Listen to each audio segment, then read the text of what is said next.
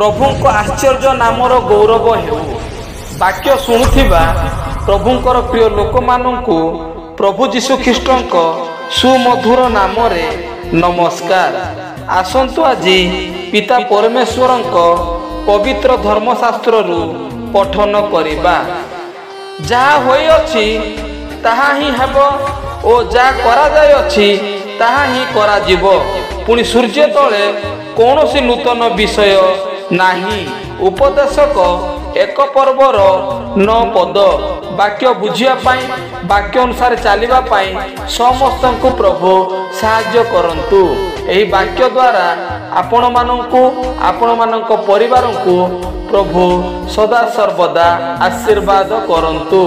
धन्यवाद। आमेन।